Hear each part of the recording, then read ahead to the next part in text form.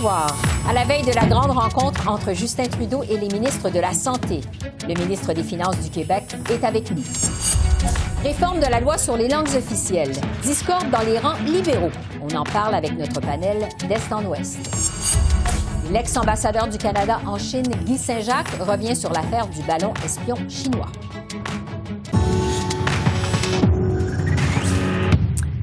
Bonsoir, Mesdames, Messieurs. À la veille de la rencontre très attendue des premiers ministres canadiens sur les transferts en santé à Ottawa, Justin Trudeau reste évasif sur l'offre qu'il entend présenter demain à ses homologues provinciaux. Selon des sources de la CBC, le gouvernement fédéral proposera un plan de financement et de réforme des soins de santé sur 10 ans. La proposition fédérale prévoira aussi l'injection de nouveaux fonds dès le prochain budget. À la Chambre des communes, cet après-midi, le chef du Bloc québécois a tenu à rappeler à M. Trudeau l'urgence d'en venir à un accord fédéral-provincial sur les transferts en santé. Il aura fallu près de 2 ans pour que le premier ministre rencontre les premiers ministres du Québec et des provinces. Ça aura lieu demain. C'est sur l'enjeu des transferts en santé dont on parle depuis la première fois où j'ai siégé dans ce Parlement. L'enjeu est un enjeu de vitesse. Il y a des gens qui souffrent, il y a des gens qui s'inquiètent, il y a des gens qui ont peur, il y a des gens qui attendent. Est-ce que le premier ministre serait d'accord avec moi pour dire que ce qui assure la vitesse dans le traitement des gens, c'est un chèque rapide et non pas des conditions? Bravo. Très honorable Premier ministre. Permettez-moi de corriger mon honorable collègue pour souligner que depuis 2 ans, il n'y a aucun premier ministre qui a eu plus de rencontres avec les premiers ministres des provinces et territoires au sujet de la santé. Quasiment à toutes les semaines, pendant les débuts de la pandémie, nous étions là pour leur parler, pour aider, pour investir un 72 milliards de dollars de plus du fédéral, par-dessus le 40 milliards de dollars à peu près par année qu'on envoie pour les systèmes de santé. Et là, j'ai bien hâte de pouvoir m'asseoir avec les premiers ministres demain pour parler de comment on va sécuriser les systèmes de santé pour l'avenir aussi. Et en prévision de cette réunion des premiers ministres demain à Ottawa sur les transferts en santé, j'ai rencontré le ministre des Finances du Québec, Éric Girard. Bonjour, Monsieur le ministre. Bonjour. Bien sûr, vous avez assisté à la réunion des ministres des Finances vendredi à Toronto avec Mme Freeland. Au terme de cette réunion, vous avez affirmé que les provinces se sont fait dire qu'elles allaient finalement recevoir une proposition formelle demain mardi. On sait que ça fait des mois que les provinces attendent ce moment-là. Est-ce que vous êtes confiant qu'on va arriver à des résultats concrets demain ou si c'est seulement la première étape d'une très longue négociation? Je pense que la conclusion finale risque d'être au budget de la vice-première ministre Freeland, dans le sens que demain, sûrement qu'il y aura une offre, des concepts, mais pour nous, les ministres des Finances et pour les Québécois, le Québec, c'est certain qu'il faut que les crédits budgétaires soient votés pour qu'on puisse les utiliser, nous, dans notre cadre financier. Et donc, là, on est au début février. Le budget fédéral, la date n'est pas annoncée, mais dès que les sommes sont annoncées dans un budget, on pourra les intégrer à notre cadre financier et commencer à faire une différence pour les citoyens. Parce que, juste pour illustrer ce point, durant les dernières campagnes électorales fédérales, le gouvernement actuel a fait des promesses, par exemple en soins de longue durée, santé mentale, mais nous, on ne peut pas intégrer ces sommes-là dans notre cadre financier tant qu'elles ne sont pas votées. Oui. En attendant justement de voir l'offre que le premier ministre Trudeau va déposer demain, les provinces maintiennent leur demande d'augmenter les transferts en santé de 22 à 35 %, ce qui équivaut, on le sait, à 28 milliards par année. Mais les provinces demandent aussi à Ottawa de s'engager à augmenter les transferts en santé de 5 % par année pour la suite, pour soutenir les coûts en santé. Expliquez-nous pourquoi c'est aussi important, selon vous, ces 5 % d'augmentation par année. D'abord, le 5 là, c'est un chiffre qui est estimé par le Conference Board du Canada. C'est un chiffre qui tient compte du vieillissement de la population, des avancées technologiques, du coût des médicaments. Et dans le fond, c'est important de savoir que la santé, c'est le poste budgétaire qui croît, non seulement qui est le plus important des provinces, mais c'est aussi celui qui croît le plus vite en raison du vieillissement de la population. Alors, on peut dire en général que les dépenses gouvernementales augmentent de 3 à 4 par année, ce qu'on appelle les coûts de système.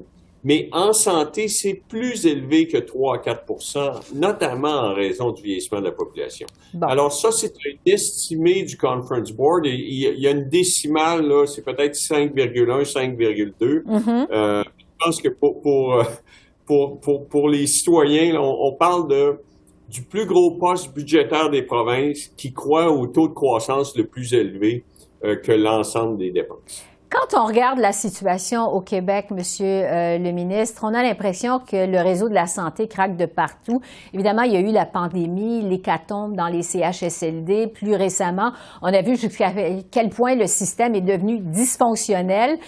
Si les provinces obtiennent ce qu'elles demandent au terme de la rencontre de demain, vous parliez tout à l'heure de l'importance de comptabiliser les sommes dans le prochain budget. Ça va prendre combien de temps avant que les Québécois voient la différence sur le terrain? Je pense que dans notre cas, le plan du ministre Dubé a été divulgué à la fin de la dernière législature.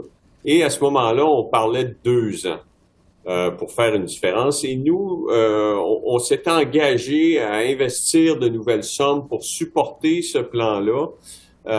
Et donc, c'est de l'ordre de grandeur de 2 ans. On peut pas faire des réformes structurelles à court terme. On peut faire des gains rapides, des changements qui font une différence rapidement, mais pour ce qui est de l'ensemble du réseau, lorsqu'on parle par exemple de redéployer l'offre, d'avoir plus d'offres au niveau des soins à domicile, ça nécessite des budgets, des embauches, un niveau de service de soins. Tout ça nécessite du temps. Puis je pense que mon collègue, le ministre Dubé, serait plus apte à répondre, mais ça va prendre 2 ans pour faire des changements importants, mais ce qui serait très intéressant pour les citoyens, c'est que durant ces 2 années-là, la situation s'améliore continuellement au lieu qu'on soit continuellement en période de stress. Oui. Après la réunion avec Mme Freeland vendredi, vous avez aussi dit que le Québec est prêt à partager les données sur les dépenses en santé et les résultats que donnent ces dépenses, justement. Ce qui est donc une demande clé d'Ottawa dans ces négociations sur les transferts en santé. On sait que Justin Trudeau ne parle plus de conditions, mais de priorités communes, donc le vocabulaire a changé. Selon vous, c'est quoi la différence entre une condition et une priorité commune? Ah ben là, il faudrait demander à M. Trudeau précisément, mais je pense que ce qui est important, c'est que la santé, c'est une responsabilité des provinces au Canada. C'est nous qui livrent les services, c'est nous qui sommes face aux citoyens, et donc c'est nous qui savons où on doit augmenter les services, prioriser, et la situation n'est pas la même dans chacune des provinces. Alors, dans notre cas, le plan santé, les priorités sont claires, là. C'est plus de personnel, des infrastructures, plus de soins à domicile, et tout ça, c'est dans le plan santé, on sait où on s'en va. Et là, dans le fond, ce qu'on dit, c'est que le gouvernement fédéral doit nous accompagner et ramener sa contribution au niveau où elle était au début des années 80. Cette réunion des premiers ministres demain, ça survient au moment où un sondage nous apprend que les Canadiens n'ont jamais été aussi favorables au recours du privé en santé. Selon une enquête d'Ipsos qui a été réalisée pour Global News, il y a 60% des répondants qui sont maintenant en faveur des soins de privé en santé pour ceux qui ont les moyens de payer, là. Est-ce que d'ouvrir davantage la porte au privé, ça pourrait être une solution pour le Québec de régler à long terme le financement du réseau de la santé? Mais je pense que ce qu'on a dit, c'est que là où le privé pouvait nous aider, on était prêt à collaborer dans la mesure où c'est pas les citoyens qui payent, mais bien l'assurance maladie. Donc, c'est l'utilisation du privé, mais sans la contribution ou financé par les fonds publics. Et on le voit là pour le rattrapage des chirurgies présentement, la collaboration est nécessaire avec le privé et les citoyens, ce qu'ils veulent, c'est leur chirurgie et donc si de collaborer avec le privé permet d'aller plus vite, mais que c'est l'assurance maladie qui prend la facture, je pense qu'on est dans la bonne direction. Puis, il faut pas oublier qu'on est au service des citoyens. Moi, je suis le fiduciaire des finances publiques et une des raisons que les citoyens sont favorables au privé, c'est qu'ils sont pas satisfaits du niveau de service au public. Mm-hmm. Et donc, c'est notre responsabilité de rehausser le service en public, de rehausser les services publics pour répondre à la demande des citoyens. Bien sûr. Éric Girard, ministre des Finances du Québec, merci beaucoup. Merci de votre temps. C'est très apprécié. Toujours un plaisir. Merci beaucoup. Merci. Au revoir.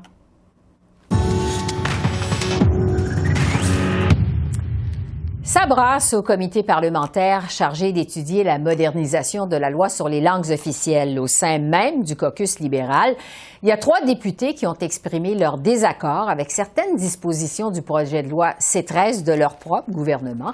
Alors, pour en discuter, je retrouve notre panel d'Est en Ouest que je vous présente à l'instant, le politologue Tom Urbaniak de l'Université du Cap-Breton, Nathalie Desrosiers, directrice principale du Massey College à Toronto, et Frédéric Boily, politologue à l'Université de l'Alberta. Bonjour à vous 3. Bonjour. À la surprise de plusieurs, faut le dire, le député libéral du Québec, Marc Garneau, a demandé qu'on retire complètement de la loi fédérale toutes les allusions à la Charte québécoise de la langue française. Frédéric, je vais commencer avec vous. Qu'est-ce qui explique ces tensions au sein des troupes libérales, selon vous? Je pense qu'il y a une tension profonde qui couvre à l'intérieur du Parti libéral sur cette question de la langue et de son statut, à savoir est-ce qu'il faut accorder dans ce projet de loi et de modernisation de la loi sur les langues officielles un statut symétrique au français et à l'anglais ou un statut asymétrique. On en a déjà discuté l'automne dernier et même l'hiver dernier lorsque le projet de loi a été annoncé parce que c'est vraiment une question qui est au cœur de ce projet de modernisation, à savoir si on doit accorder un statut symétrique ou asymétrique. Et on avait vu un changement dans le projet de loi de Ginette Petitpas-Taylor par rapport à ce qui avait été présenté par Mélanie Joly auparavant sur justement cette question-là où on semblait avoir évolué de l'asymétrie vers un retour à la symétrie, mais c'était pas tout à fait clair. Et là, j'ai l'impression que du côté de Marc Garneau, tout particulièrement, et d'une aile au sein du Parti libéral, on veut un statut symétrique entre le français et l'anglais, donc une égalité formelle du français et de l'anglais à l'intérieur du Canada. Et donc, par conséquent, le projet de loi ou la loi 96 qui est proposée maintenant par le gouvernement québécois, ça vient justement en confrontation, ça crée un choc avec ce qui est proposé par le gouvernement fédéral. Ouais. Et c'est là que ça ressort. Et donc, on a l'impression même que Ginette Petitpas-Taylor est un peu mise de côté dans tout ce débat, mais on ne sait plus vraiment où elle se situe. Oui. Parlant de la loi 96 du Québec, il y a un deuxième député libéral, toujours du Québec, Anthony Housefather, qui critique aussi C-13.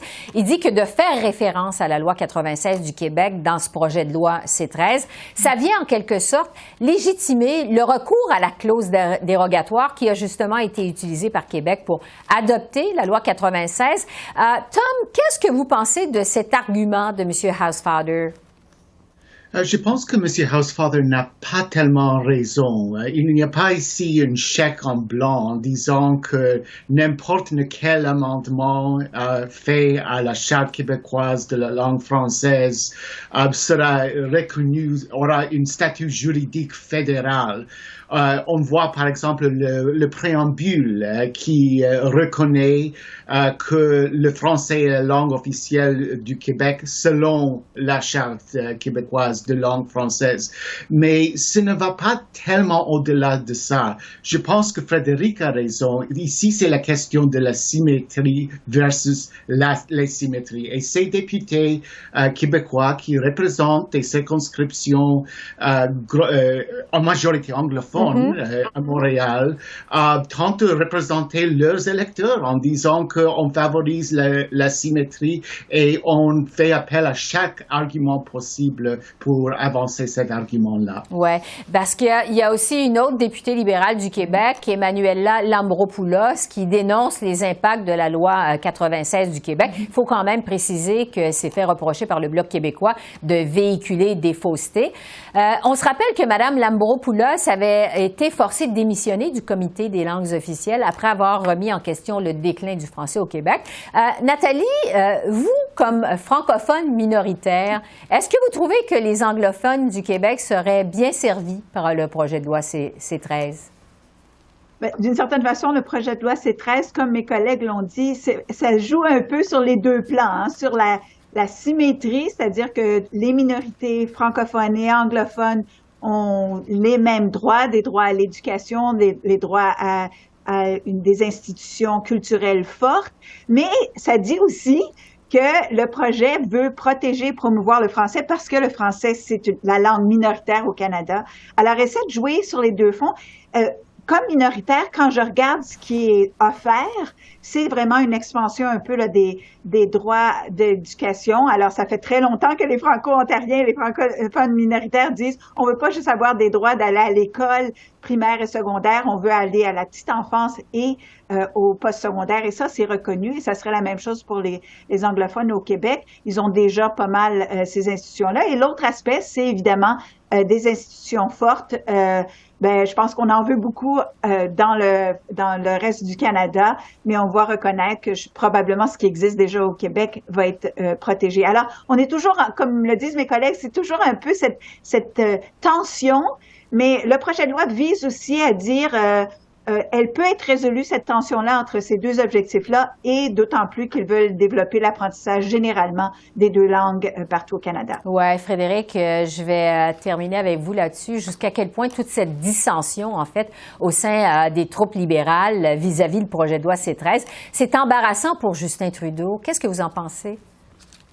Non seulement embarrassant, très embarrassant, parce que là, ça montre qu'on a beaucoup de difficultés à aller de l'avant avec ce projet de modernisation qui traîne depuis déjà nombre d'années. Et donc, c'est continuellement remis à plus tard. Et on n'arrive pas non plus au sein des libéraux, on dirait, à se faire une idée sur la direction qu'on veut prendre. Et par conséquent, ça va donner aussi des armes à l'opposition pour montrer que le Parti libéral est divisé à l'intérieur même des troupes, et donc on n'arrive pas à faire l'unité, on n'arrive pas non plus à s'entendre là, pour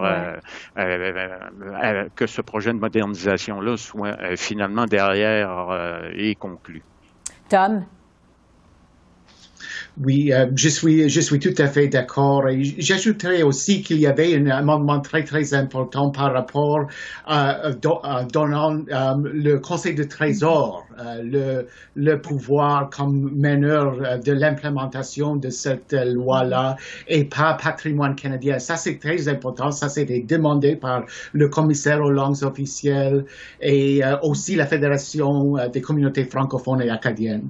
Oui, Nathalie, le mot de la fin en quelques secondes. C'est exactement pour ça. C'est parce que le Conseil du Trésor, dans l'appareil administratif canadien, c'est lui qui a le gros bout du bâton. C'est là où c'est l'armature là, de l'imputabilité. C'est là que ça se passe. Alors, c'est pour ça que beaucoup de gens voulaient voir cette imputabilité-là pour les langues officielles au Conseil du Trésor. Plutôt qu'au ministère du Patrimoine. Tom, Nathalie, Frédéric, merci beaucoup. Merci, à la semaine prochaine. Merci à vous, Esther. Au revoir. Merci, au revoir. La Chine a confirmé aujourd'hui l'origine chinoise du ballon survolant l'Amérique latine. Pendant ce temps, les États-Unis sont mobilisés pour récupérer les débris d'un ballon semblable qu'ils ont abattu en fin de semaine dans leur espace aérien et qui avait également survolé le Canada. Pour discuter de toute cette affaire, je retrouve Guy Saint-Jacques, ancien ambassadeur du Canada en sol chinois. Bonjour, M. Saint-Jacques. Bonjour, Mme Bégin. Parlons d'abord de ce premier ballon que les États-Unis ont abattu en fin de semaine au large des côtes de la Caroline du Sud. Washington soutient que c'était un engin espion. La Chine soutient de son côté que c'est un engin civil qui a tout simplement dévié de sa trajectoire. Vous, qu'est-ce que vous en pensez de votre côté? Bien sûr, il va falloir attendre que les Américains récupèrent les restes du ballon et de l'équipement qu'ils transportaient pour savoir de quoi il s'agissait exactement. Mais je dois dire qu'à ce stade-ci, je tends plutôt à croire l'explication qui a été fournie par les Chinois parce que j'ai appris un peu plus tôt aujourd'hui que le directeur responsable de l'administration météorologique chinoise a perdu son poste. Et puis, en fait, dans ce cas-ci, je me demande pourquoi que la Chine n'a pas avisé le Canada et les États-Unis plus tôt, parce qu'ils savaient quelle était la direction des vents dominants. Ils savaient que c'était pour survoler l'Alaska, le Canada, ensuite les États-Unis. Puis, bien sûr, ça allait survoler un endroit, un site stratégique pour les Américains, un des 3 principaux endroits qui abritent des missiles balistiques. Donc, pour toutes ces raisons, il va falloir attendre parce que ça se peut que ce ballon-là transportait de l'équipement qui pouvait servir aussi à des fins d'espionnage, mais on va en avoir le cœur net très bientôt, j'espère. Mais entre-temps, ça vous apparaît finalement un embarras pour la Chine?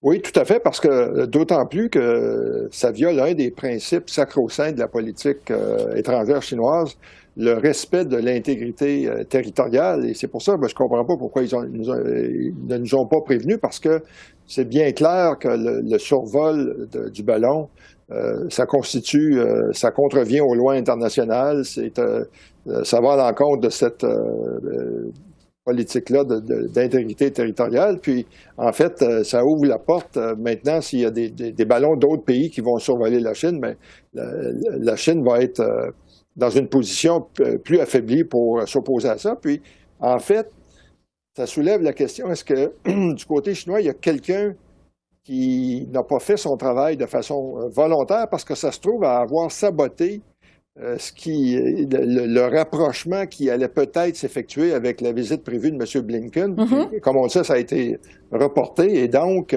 ça, d'un côté, je ne suis pas surpris là, que le directeur responsable de l'administration météorologique ait perdu son poste. On sait qu'aux États-Unis, les républicains ont accusé l'administration Biden de ne pas avoir agi assez vite, d'avoir trop attendu avant d'abattre le ballon. Vous le disiez un instant, le secrétaire d'État Anthony Blinken a aussi annulé à la dernière minute sa visite officielle en Chine. Qu'est-ce que vous pensez de la réaction des États-Unis? Et moi, je pense que c'était la réponse appropriée. Il fallait, effectivement, il y avait des dangers s'ils avaient abattu le ballon au-dessus du territoire américain. Là. Puis, en fait, je pense qu'ils ont pris la bonne décision d'attendre qu'il soit rendu au-dessus des eaux territoriales à l'est du pays. Ceci étant dit, il faut comprendre aussi que la situation politique à Washington est devenue beaucoup plus dure à l'endroit de la Chine, parce que, comme vous le savez, les républicains qui ont maintenant le contrôle de la Chambre des représentants ont créé un nouveau comité pour regarder des questions de sécurité reliées à la Chine. Le président de la Chambre, M. McCarthy, aussi veut se rendre à Taïwan, ce qui va exacerber les tensions.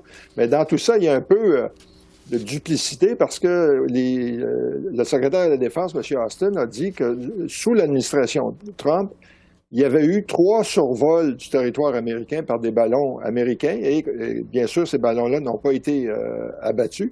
C'est que donc, de ce côté-ci, c'est clair qu'ils voulaient marquer des points politiques, mais je pense que l'administration Biden a très bien agi dans les circonstances. Oui.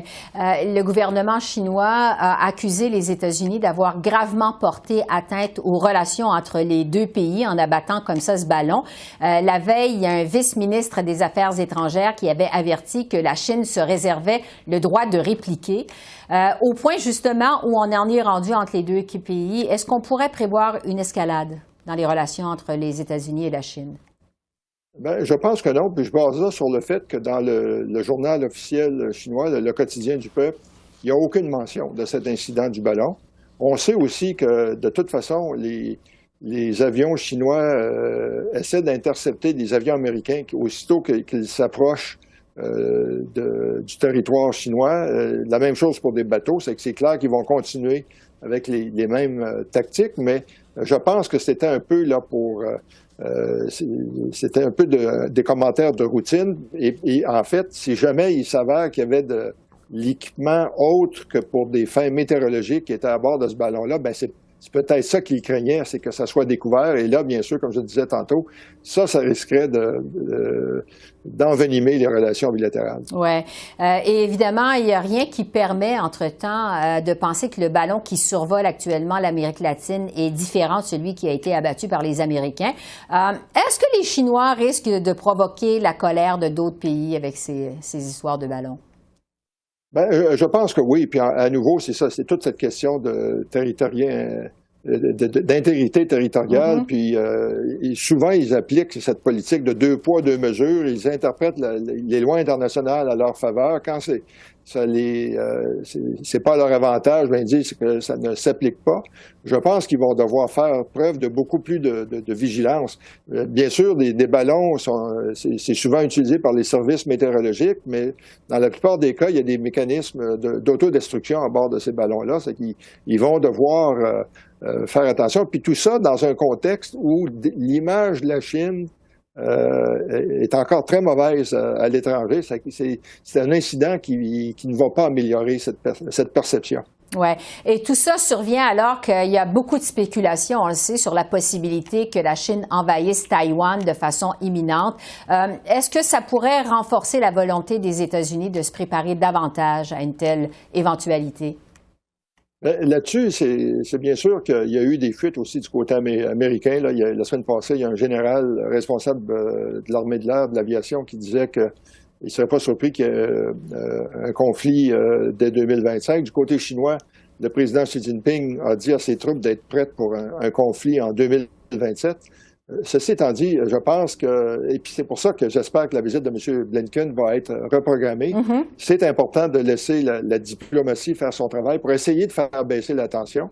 Moi, je pense que la Chine va continuer à faire, c'est faire une campagne de désinformation, d'essayer d'influencer le résultat des élections législatives qui vont avoir lieu en janvier prochain à Taïwan, en espérant que ça va être le Kuomintang, qui est un parti beaucoup plus favorable aux relations avec la Chine, qui reprendrait le pouvoir.